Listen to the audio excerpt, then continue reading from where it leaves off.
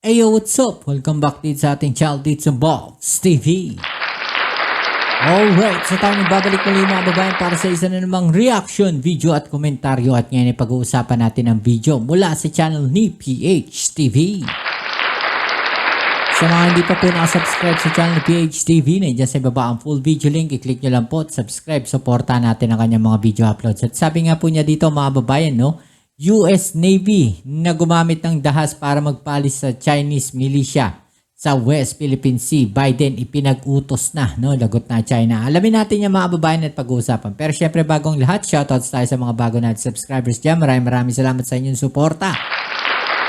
At kung ikaw ay bago pa lang po dito sa ating channel, please subscribe naman po dyan sa ibaba. At pakilike naman po ang ating video, no? Click po yung like button dyan sa ibaba. Malaking suporta at tulong na po niyan, no, dito sa ating channel. Alright, so wag na natin patagalin. Umpisa na natin to. Let's go!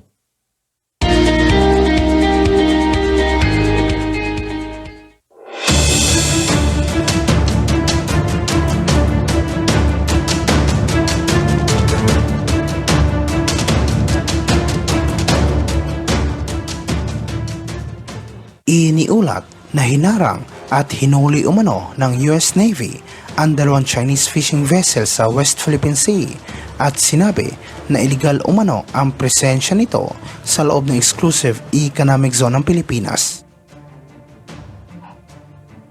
Sinabi sa pahayag ng US Navy na sinubukan umano nilang payuhan ang mga Chinese na umalis sa West Philippine Sea, ngunit pumalag umano ang mga ito at sinabihan ang US Navy na sila dapat ang umalis sa lugar dahil nasa loob silang teritoryo ng China.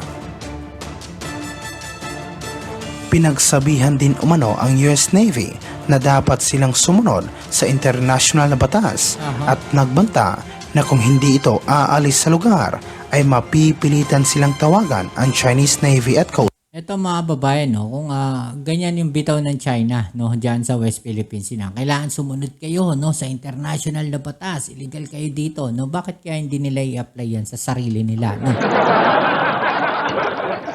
Diba? Tapos pagka sila yung sinitaan, sasabihin nila, karapatan namin to dahil pinagtatanggol o binabantayan lang namin yung soberanya namin. Pero mga kababayan, no, alam naman natin na illegal po sila, no, diyan sa West Philippine Sea. 'Di ba? May international law may UNCLOS, may order ang UNCLOS. Pero sila mismo, no, ay sumusuway, no, sa utos po ng UNCLOS o yung sa international law na 'yan, 'di ba? No, sino ngayon ang mga pasaway diyan? 'Di ba? Tuloy natin. Coast Guard. Ngunit hindi natinag ang US Navy at nag-deploy ito ng dalawang inflatable boat upang salakayin at hulihin ang mga Chinese. Agad namang pumalag ang Foreign Ministry ng China at sinabi na wala umanong karapatan ang US Navy na hulihin ang mga mangingisda nito.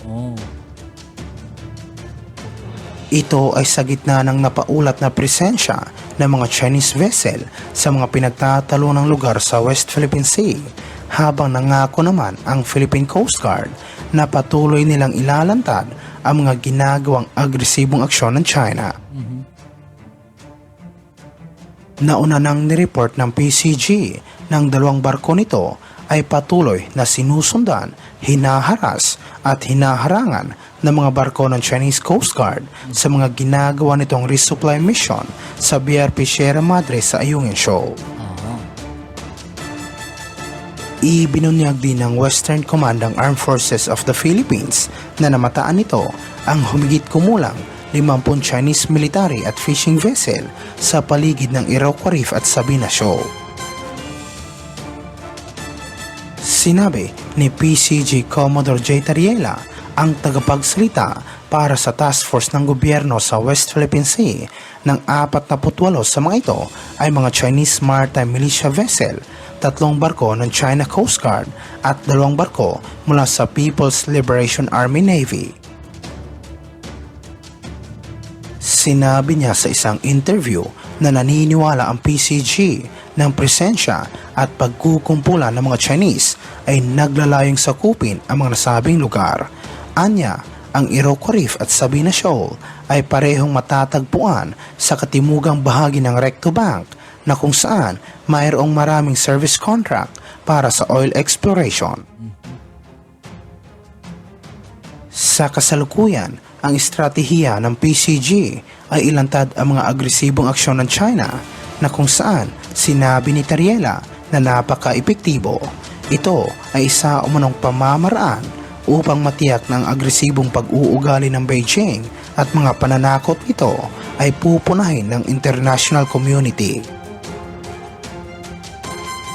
Samantala sa ibang aspeto naman, iniulat na binalaan umano ng Chinese Coast Guard ang Armed Forces of the Philippines tungkol sa patuloy na pagdideploy nito ng mga sundalo sa Ayungin Shoal gamit ang mga barko ng Philippine Navy at Coast Guard. Sinabi ng Chinese Coast Guard na posible umano silang gumamit ng dahas kung patuloy na magpapadala ang sandatahang lakas ng mga sundalo sa Ayungin Shoal at sa iba pang bahagi ng South China Sea. Grabe, no? Tatapang nila. No?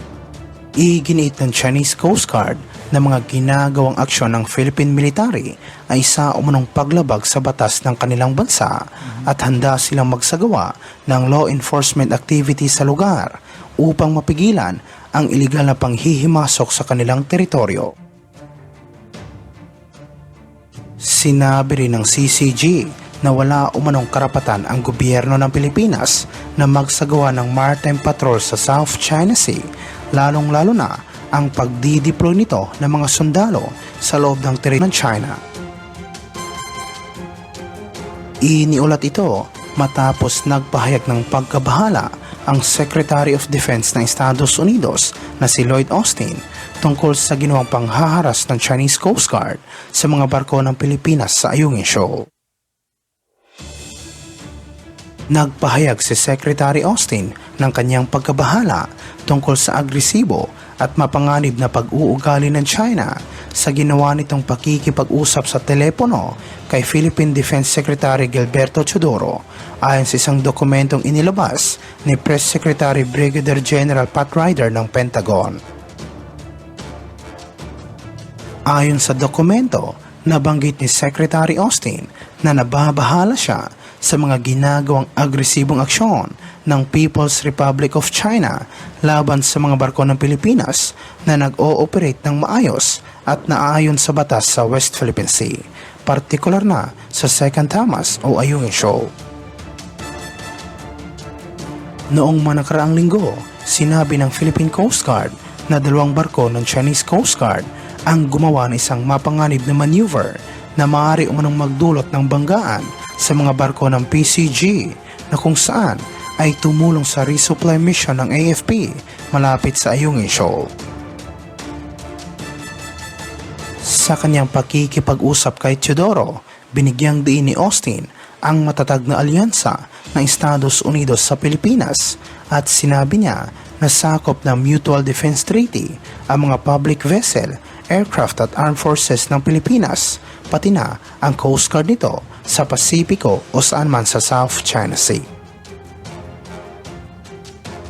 Idinagdag nito na muling pinagtibay ni na Austin at Teodoro ang kanilang commitment na ipagpatuloy ang pagtataguyod ng rules-based order at suportahan ang kabuhayan ng mga local fishing communities ng bansa na umaasa sa South China Sea alinsunod sa naging ruling ng Arbitral Tribunal noong 2016.